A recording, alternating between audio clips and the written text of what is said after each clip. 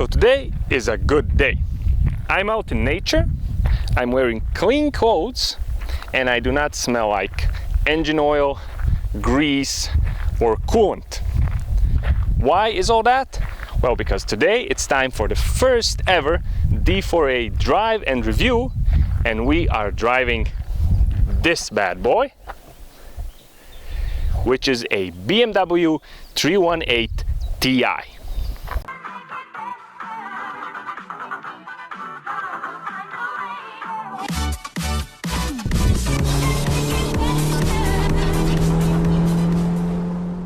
So, if you have been watching some of the recent videos, you will know that we have already worked on this car. You will also know that this is my cousin's car. Now, in the last episode featuring this car, we replaced some gaskets inside the engine, and we discovered that working on a BMW was a pretty hard thing because there's a lot of stuff in the engine bay. There was a car passing, so I had to shut up for a moment.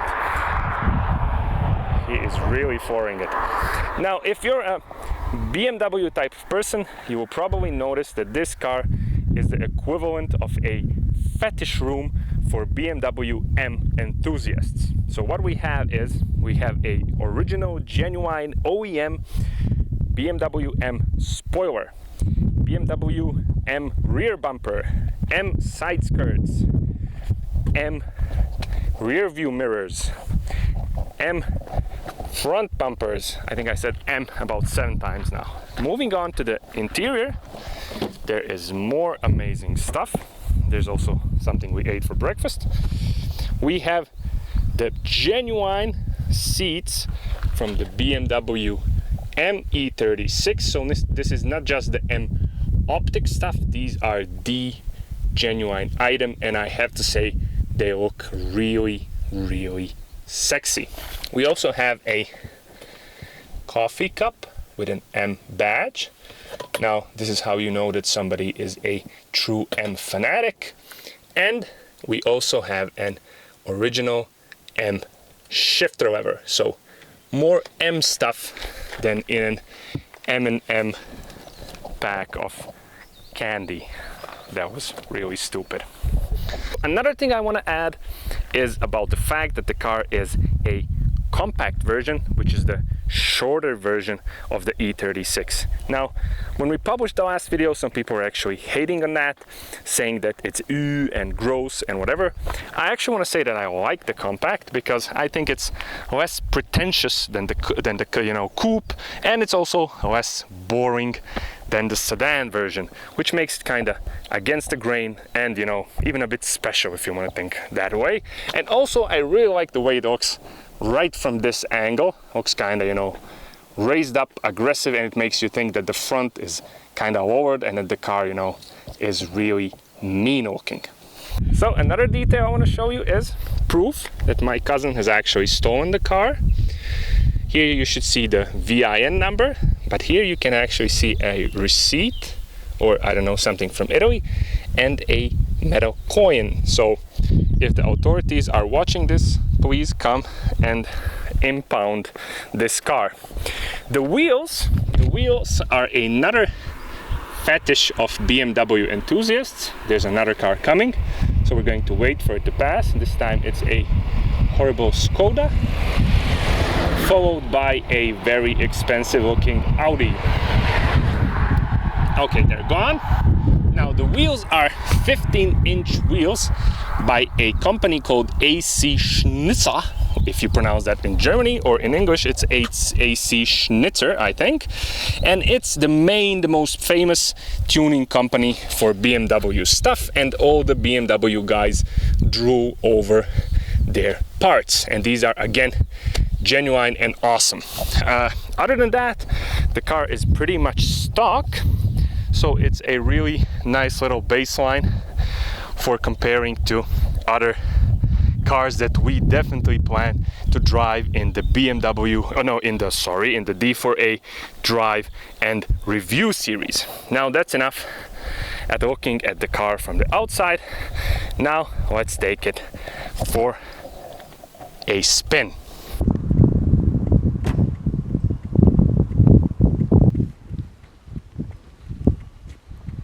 we're in the BMW and we are driving it. I feel very macho and very sexy already. Now the first thing I'm noticing is that the seats are awesome. These seats are stupidly comfortable, but they also hug you and you feel super sporty. The seating position, it's really low, it's really nice, and you feel sporty in this car. Even though it's based on, on a basically a sedan, a family saloon, call it whatever you want, this is a very sporty driving position. The visibility is great, in the front, in the back too. In the corners, just like almost any BMW, this feels really stable, it feels really composed. So even in the high-speed corners, it feels really nice, and in the low-speed technical stuff, it also feels really nice, and it never seems to lose its stability. Now the feeling of the throttle pedal is also really nice. The clutch feels just right, so too does the brake. Again, just like almost any BMW I ever drove, it feels right. Now, one of the highlights of every BMW is definitely the shifter. Now, I drove a few BMWs. I even used to own an 2009 R56 Mini Cooper, and it basically has the same, shifter made by the same company that makes, the gearboxes and shifters for the rest of the BMW, palette of cars. Now, I think the company is called Getrag, and boy, do they know what they're doing. I mean, the shifter in every BMW feels right. It feels spot on, and going through the gears is beautiful. It's smooth, and it's what you wanted. So it actually, it beckons you to change gears more often. There's some of my cousin's weird music. I'm gonna kill that. How do I kill this? Okay, I removed all of the radio. Never mind. The shifter is awesome. As I was saying, it makes you want to change gears more often. And when you take into account that this is a naturally aspirated 4-cylinder, you do need to change gears relatively often. Speaking about the naturally aspirated 4-cylinder, it's time to talk about the engine. Now, the engine is definitely, although it is a 4-cylinder, although it is naturally aspirated, it is a very much different beast compared, for example, to the 4AG. It is a much more linear engine, and you can see that when BMW was designing this thing, they wanted to make it perform equally throughout the entire rev range. This engine being linear results in two things. Number one is there isn't really much drama. I mean, compared to the 4AG, which is really dramatic, and when you reach about 5,000 RPM, the 4AG starts screaming and you can feel it's working really, really hard to give you all of its pathetic 116 horsepower. This thing, it starts pulling all the way from maybe 2,500 RPM, and it pulls, the same way right up to its red line, which is about 6,500 RPM. Again, comparing to the 4AG down low at 2,000, 2,500, 3,000, it sucks, and you're praying to the gods to make your car move faster as you're being overtaken by anybody and everybody. Now, the second thing is that it's really nice and fun to drive this engine through curves, because being linear makes it really predictable. It isn't as fun as the 4AG, but once you get into it, it's really nice and it's really predictable, and you know that no matter what kind of RPMs you hit the curve at, the car is going to perform in a very nice and predictable way, and that makes driving through corners a real pleasure. Now, I'm going to shut up for a bit, and I'm gonna let you hear this engine.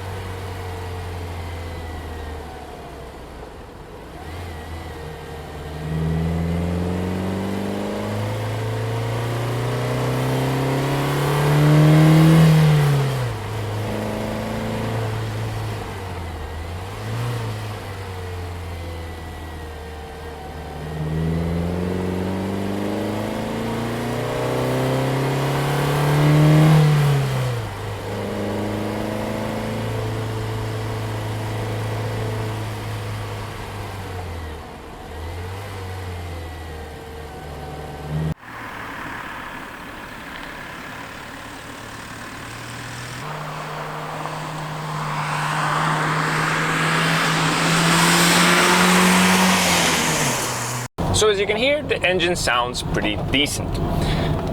On the eargasm scale, it's right around the average mark. There are some 4-cylinders that sound worse. There's also quite a few 4-cylinders that sound better. Now, another thing that has to be said about the engine sound is that when you're inside the car, you really don't hear the engine a lot. I may be used to the old school, rattly, horrible ways of the MR2, but this is a gentleman's car that is really composed, and I think that even at highway speeds, you do not hear the engine much. You hear it, kinda, above 4,500 RPM. It starts speaking to you, you can hear it, but again, it's simply a polite conversation as compared to the frantic screaming of the 4AG.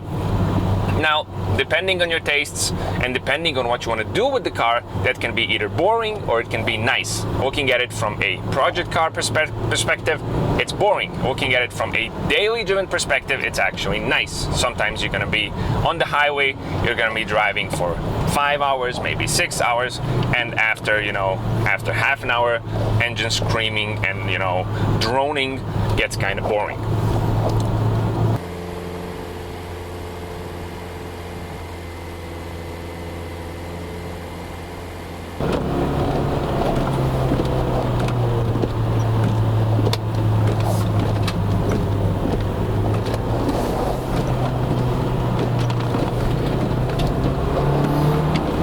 So coming back to the suspension, we're driving through a really nice set of corners right now, and this car has a lot of grip.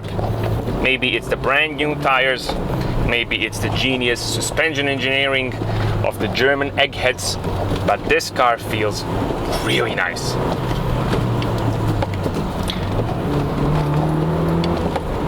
I mean, it's seriously sporty. And I'm not saying this because it belongs to a family member. I'm saying it because it's true. It's a real hoot to drive. Look at that.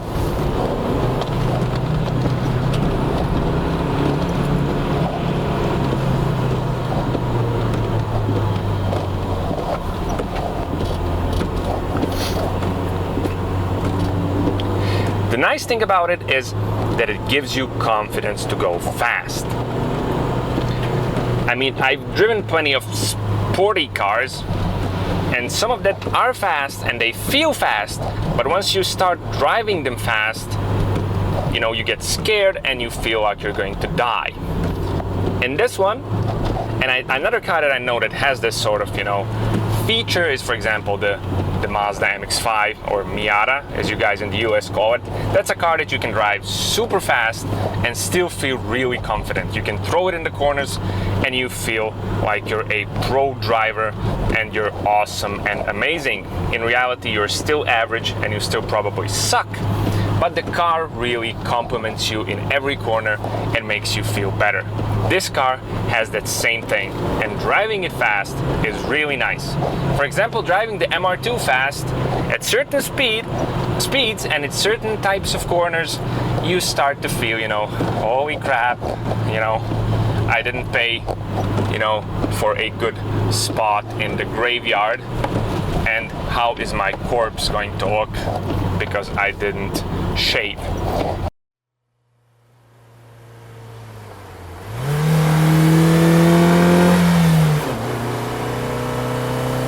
Now, another interesting thing about the suspension on this car is that before it used to have 18-inch wheels, and I drove it with those 18-inch wheels. Right now it has those 15-inch AC Schnissa wheels, and the difference between these two wheels is almost negligible, which really tells you how good this suspension is. I thought that on the 15-inch wheels, this car is going to wallow around and feel, like a big SUV or something, but it doesn't. It feels almost as composed as on the 18-inch wheels, while being a lot more comfortable. To be honest, the 18-inch wheels were kinda hard on your kidneys, but even with them, the car wasn't that uncomfortable as some other cars when you put oversized wheels on them. So the suspension is definitely a huge highlight of this car.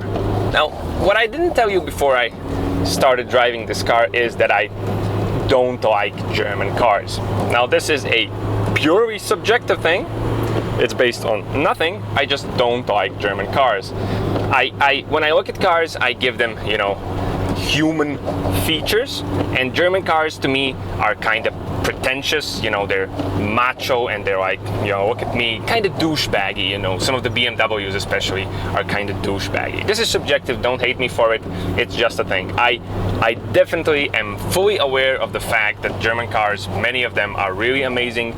They have introduced some really genius, you know, technological advancements into the world of cars, and if you would take a list of the 100 greatest cars of all time, many on that list would be German. But my personal feeling towards German cars is, you know, as I just described. Right now, driving this thing for about, I think, 20 minutes now, I'm actually starting to really enjoy it, and I'm starting to understand why people actually like these kind of cars. You know, they're amazing all-rounders. They give you, you know, this car is an amazing all-rounder. It gives you pretty much everything you need. It isn't a project car. I mean, from the perspective of a project car, it's super boring because it hasn't been modified or tuned or anything. But from the general perspective, you know, of a general normal car review, this is a really, really good car. If it were a project car, what I would do is, first thing, I think it needs a bit more low. Not for the fact that it needs to handle better, but for the fact that it simply needs to look a bit lower. When it comes to the engine, that's probably the only thing I would change. Now, after some brief research yesterday before driving this car, I did realize that tuning this engine, the M44, it's actually really expensive and really complicated because it is a complicated engine. So what I would do is, what many people that have this car decide to do, is simply take the engine out and swap in the very predictable BMW 6-cylinder. Now, I think this car with some straight 6 roar would be pretty much perfect.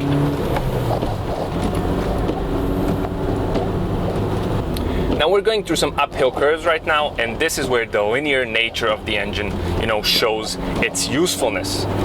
To be fast uphill in an engine like the 4AG, you need to keep it at the right RPMs all the time. This demands, you know, quite a bit of skill. Whereas this engine, I mean, you could be much less skilled and you are probably going to end up going faster than with the 4AG.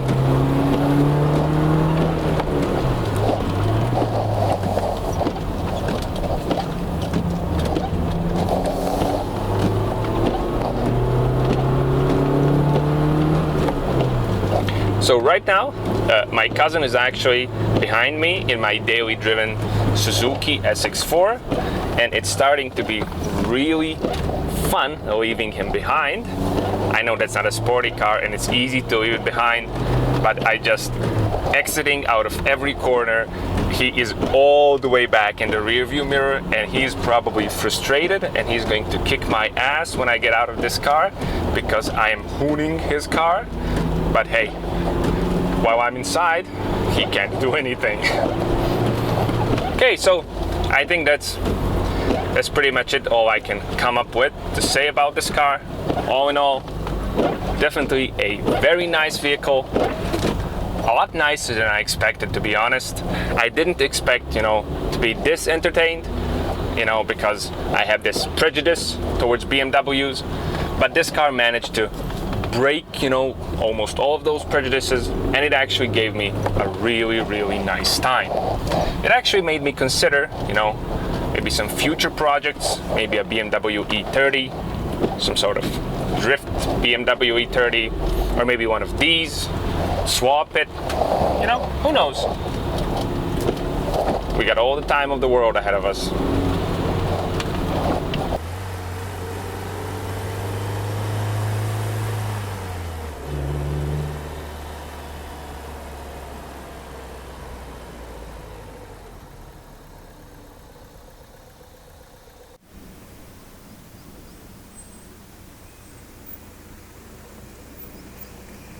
And there you have it. one BMW driven and reviewed. Now I have to say this was definitely more enjoyable than I expected, and a really pleasant surprise considering this car comes from the land of the people that invented the Lederhosen und Bratwurst. So yeah, that's pretty much it for the first ever D4A drive and review. I hope you guys liked it. As I said, it's the first ever, so I would really like to hear your opinion, because I might suck at doing reviews. Now I sincerely hope that I don't suck, because I would really like to do some more reviews, and I would like to review, you know, stock cars, modified cars, more German cars, yes, more German cars, Italian cars, Japanese cars, basically anything that I can hunt down and persuade the owner to let me sit behind the steering wheel. So I guess that's pretty much it for today. As always, thanks a lot for watching. Don't forget to share, like, comment and subscribe. I really appreciate that, and hope you had fun, and I'll be seeing you soon with more, you know, information and entertainment on the D4A channel.